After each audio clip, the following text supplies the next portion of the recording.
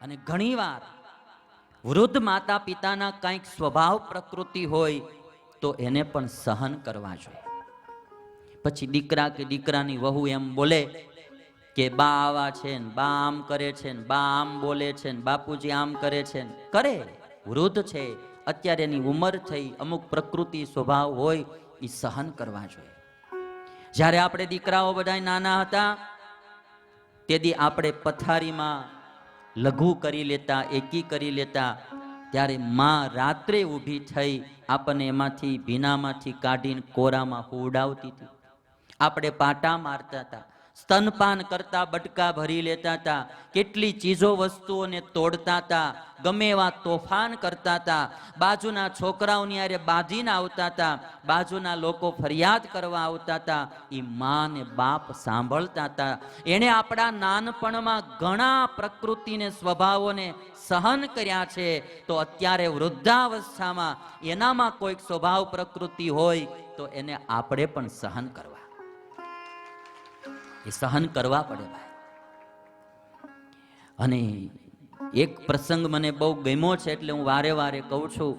અમારે મુંબઈમાં એક હરિભગત રહે છે, નાનજીભાઈ ગોરાસુ વાળા. એ મને એને આ પ્રસંગ કીધેલો કે સ્વામી, હું એક દિવસ મારા પત્ની સાથે અમારે એક મારવાડી મિત્રની ઘરે બેસવા ગયેલો અને ત્યાં એ મારવાડીની ઘરે વૃદ્ધ દાદા દાદી બેઠેલા.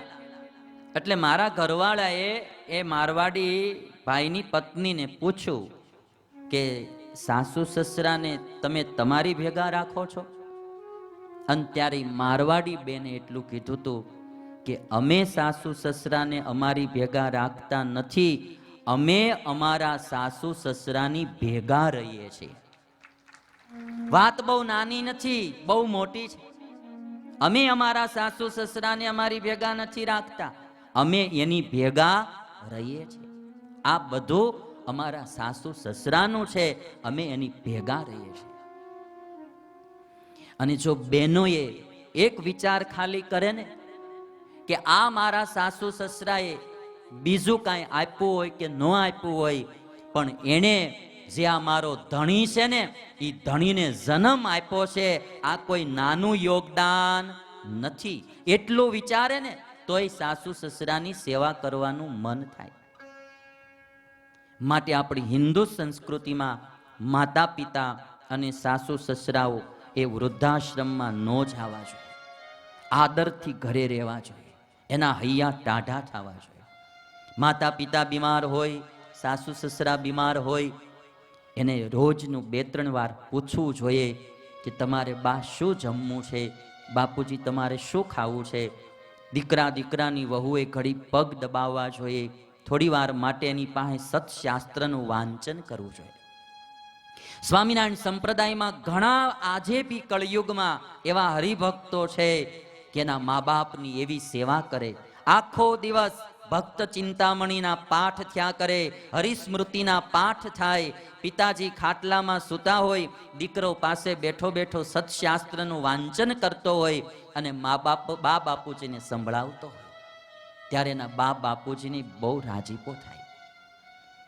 અને 2 વાર તમે ખાલી પૂછો ને બાપુજી કંઈ જરૂર હોય તો કહેજો, બા કંઈ તમારે જરૂર હોય તો કહેજો, એનું હૈયું કેટલું ટાઢું થાય. અને જેદી એનો તિરસ્કાર કરવામાં આવે, અપમાન કરવામાં આવે, ત્યારે એનું હૈયું બહુ કકળતું હોય છે. અને એ કકળેલું હૈયું આપણા જીવનમાં સુખ નહીં આવવા દે.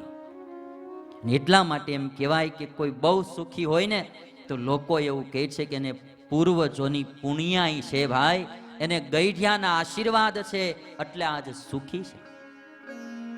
અને પૂર્વજો માતા પિતાઓના હૈયા જો દાઝ્યા હોય તો જીવનમાં સુખ ના.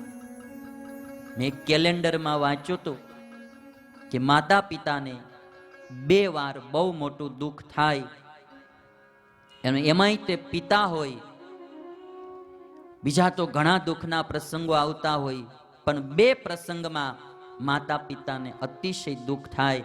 એમાંનો એક પ્રસંગ કે જ્યારે દીકરી ઘર છોડે અને સાસરે જાય ત્યારે માતા પિતાના આંખમાં આંસુ આવે છે. પિતા ગમે એટલો કઠોર હૃદયનો હોય પણ જ્યારે દીકરીને વળાવતો હોય ત્યારે એનું હૈયું ભીનું થાય છે.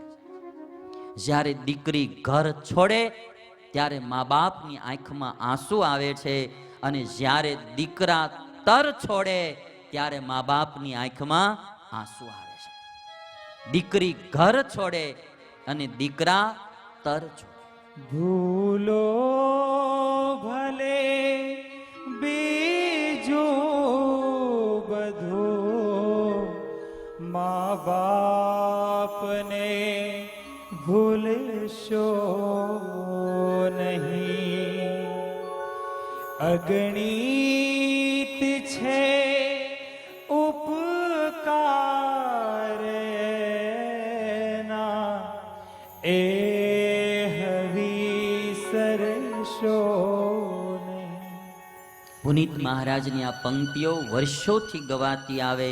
ભૂલો બીજું ભલે બધું, મા બાપને ભૂલશો નહીં.